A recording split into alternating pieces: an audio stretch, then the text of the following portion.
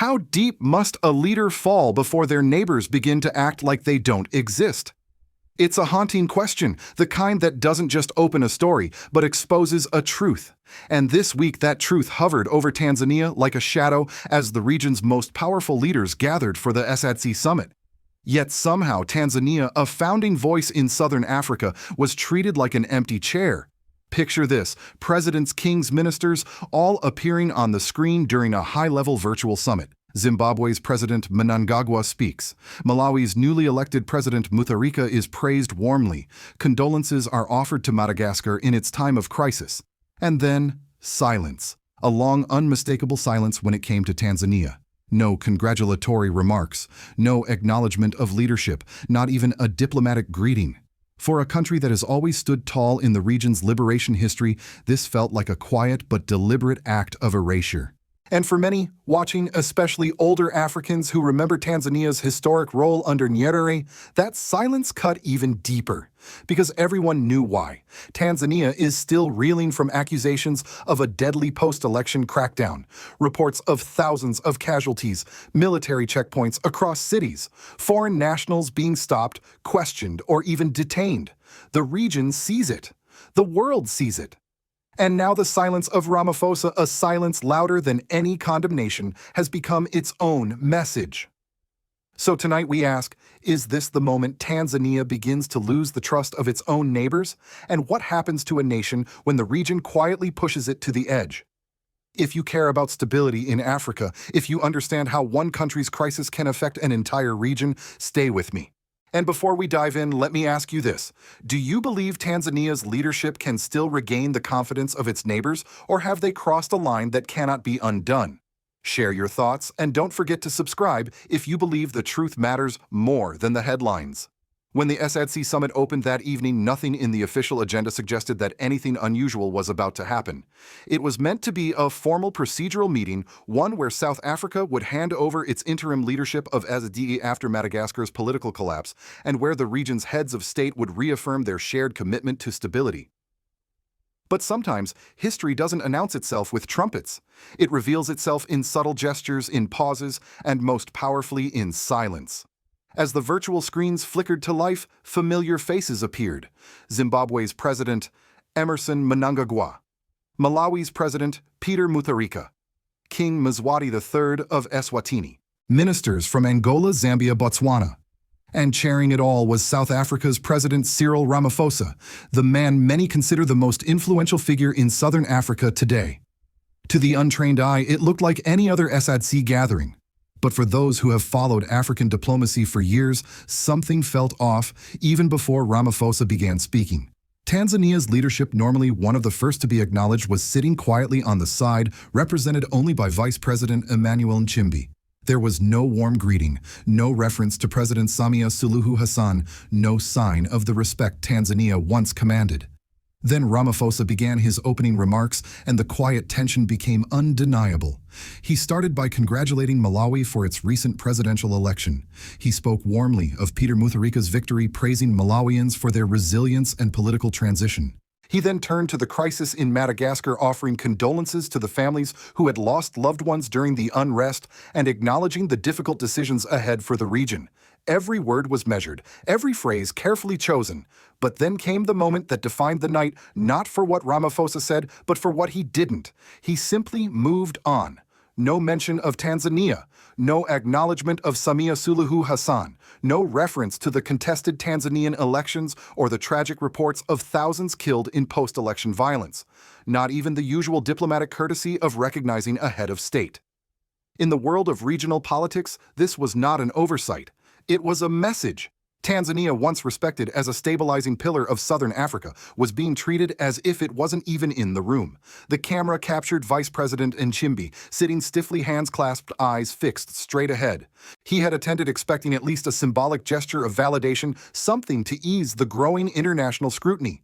But instead, he watched as his country faded into the background of a summit where it had historically played a defining role. Ramaphosa continued speaking about SADC's values, unity, peace, sovereign equality, and the region's responsibility to act with urgency in the face of crisis. His tone was firm but diplomatic, yet every listener understood the irony. Tanzania, once a champion of those very values, was being excluded from the circle of trust. By the time the opening remarks ended, the silence surrounding Tanzania had become the headline. Observers across the region immediately caught it. Analysts on social media called it a diplomatic cold shoulder, a coded warning, and even a polite isolation. For a region where public rebukes are rare, this omission spoke louder than any press statement.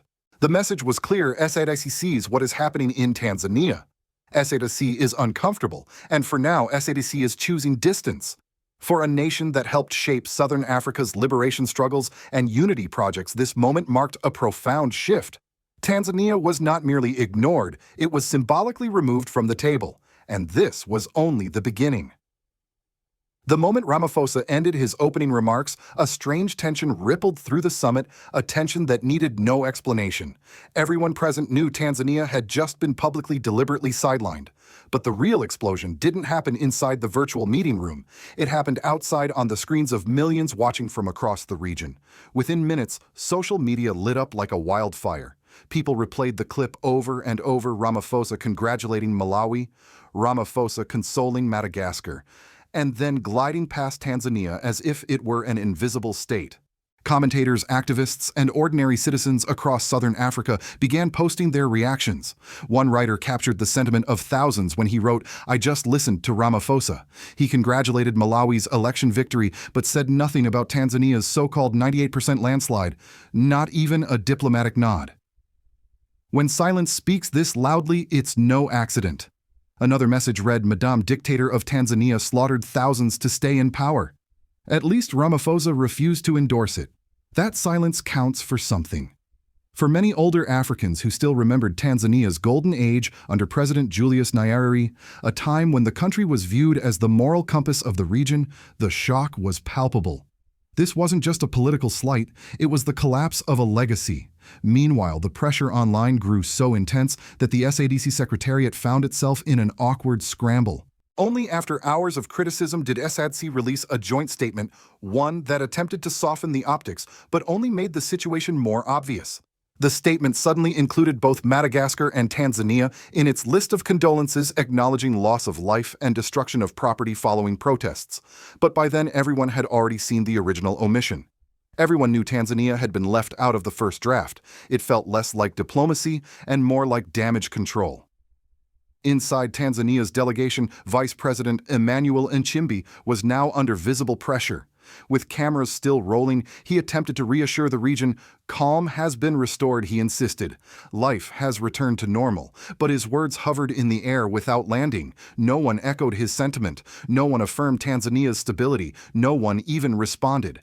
It was as if his microphone was on, but his country's credibility had been muted.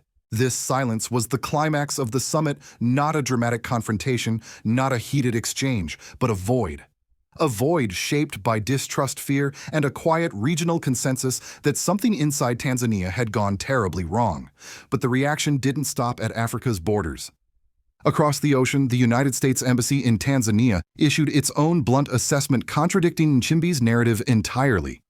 The embassy warned of heavy security presence, nationwide movement restrictions, and checkpoints, reports of foreigners being detained or questioned. Unpredictable unrest. For older American viewers, this type of advisory is instantly recognizable. It's the kind of language used before a government considers sanctions, travel bans, or reevaluating security cooperation. The contrast was stark. Tanzania claimed normalcy. The United States reported instability. SADC expressed regret. And ordinary citizens online expressed fear and outrage. This divergence, this inability of officials to agree on the same reality, is what made the moment so dramatic. It wasn't just a diplomatic snub. It was a regional confession that Tanzania's crisis could no longer be ignored or spun. And that silence from Ramaphosa. It was not merely a message to Samia Suluhu Hassan. It was a signal to the entire region. Tanzania is becoming a liability.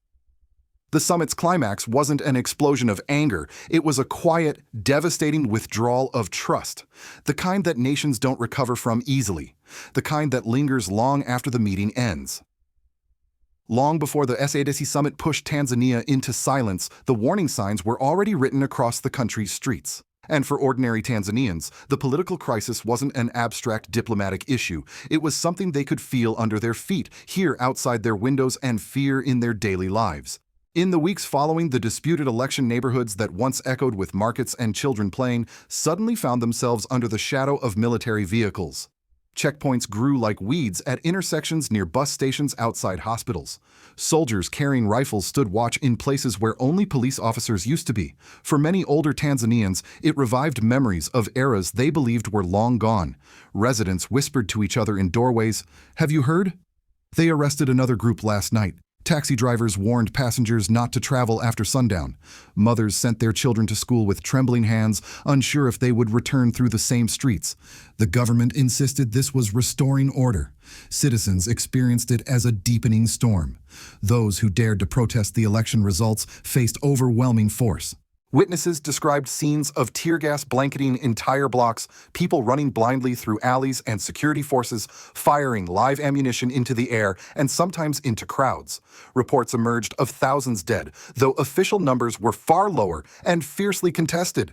Families who lost loved ones often buried them quietly, afraid of drawing attention to themselves. And this wasn't just a political crisis. It was a social unraveling. Fear choked the economy. Shops closed early. Public transportation thinned. Tourism, one of Tanzania's economic lifelines, collapsed almost instantly. Foreigners, once welcomed with the warmth Tanzania was known for, suddenly found themselves treated with suspicion. The United States Embassy confirmed what citizens already knew: this was no longer the stable Tanzania the world recognized. Its advisory bluntly warned that foreign nationals might face questioning, detainment, or intimidation at security checkpoints. Airlines began reviewing their schedules. Aid agencies reviewed their staff safety protocols. Inside the government, however, the message remained uniform: everything was fine. Vice President Nchimbi repeated it during the SADC Summit. Tanzanian officials repeated it on state TV, but each reassurance felt thinner than the last because everyone could see the widening gap between government statements and the reality on the ground. Politically, the consequences were even more profound.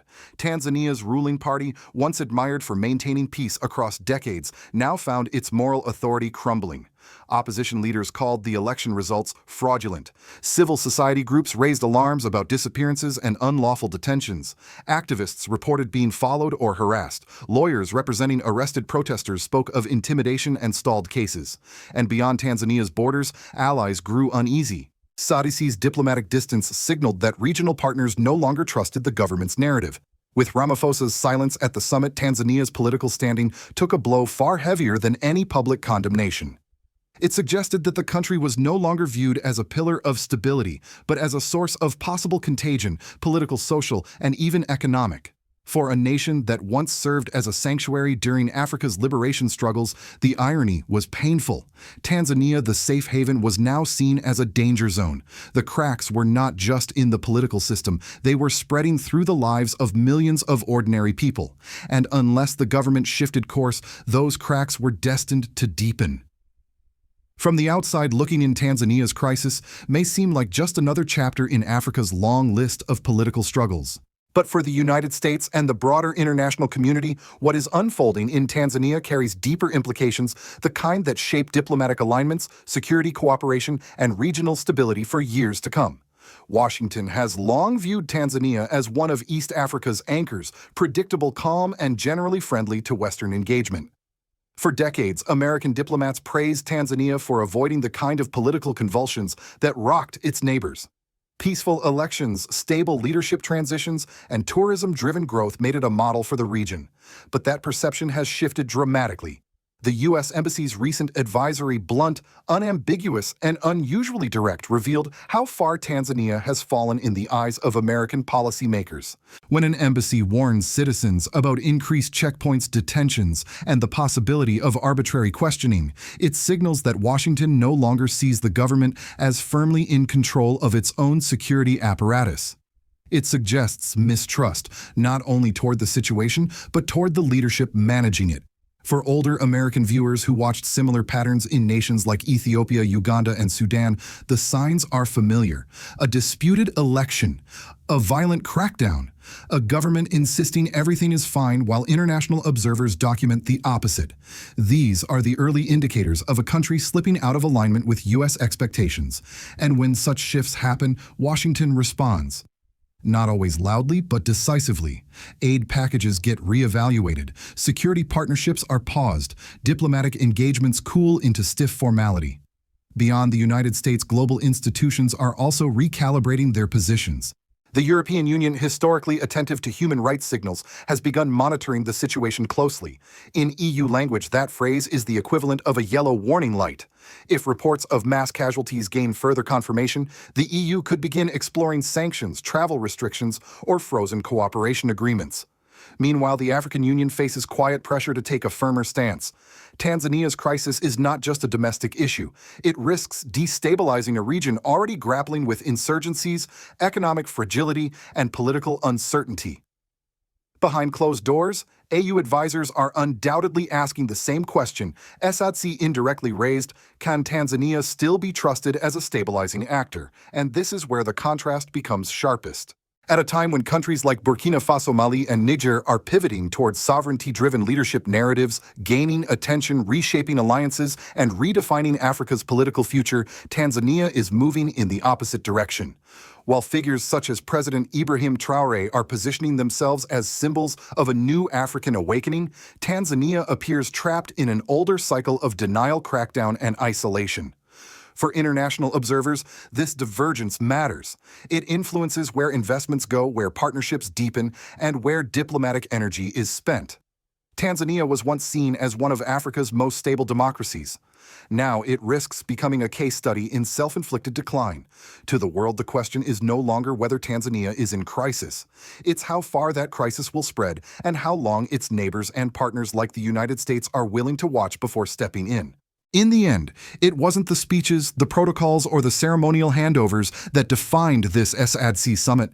It was the silence, the kind of silence that can reshape political destinies. A silence that sent a message stronger than any official condemnation. A silence that left Tanzania standing alone in a room where it once held influence, respect, and historical weight. For many in the region and many watching around the world, this moment marked a turning point. When a nation's neighbors begin to retreat quietly, distancing themselves, avoiding public endorsements, refusing to offer even symbolic congratulations, it is a warning of profound magnitude. It tells us that trust has eroded and that a country once seen as a pillar is now viewed as a risk. And that is the heart of Tanzania's crisis today, not just the internal unrest. Not just the thousands of casualties that still haunt families, not just the military presence that now defines daily life, but the isolation. Because isolation in international politics is rarely accidental. It is a sign that a government's decisions have begun to ripple outward, affecting the entire region. A sign that neighbors are choosing caution over solidarity. A sign that the world is quietly but firmly reassessing its alliances and expectations. For the United States, this moment matters deeply. Washington understands that instability in Tanzania doesn't stay inside Tanzania. It affects trade routes, refugee flows, diplomatic partnerships, and long-term security planning. Older generations in America, especially those who remember Cold War politics and shifting alliances, know how quickly regional tremors can become global concerns. And yet, amidst the tension, there is still a question that no summit, no statement, and no diplomat has fully answered. Can Tanzania correct its course? Can its leadership rebuild trust, not just with SADC or the United States, but with its own people? Or has the line been crossed so deeply that return is no longer possible? These are not small questions. They are questions that shape the future of East Africa, influence global policy, and determine whether Tanzania becomes a force for stability or a catalyst for further upheaval. So I turn the question to you. What do you think Tanzania's future holds? Do you believe the leadership can regain legitimacy in the eyes of its neighbors? Or is this the beginning of a long, painful isolation? Share your thoughts below. Your voice adds to the global conversation. And if you value clear analysis over headlines, if you believe Africa's truth deserves to be told honestly and fearlessly, then please subscribe.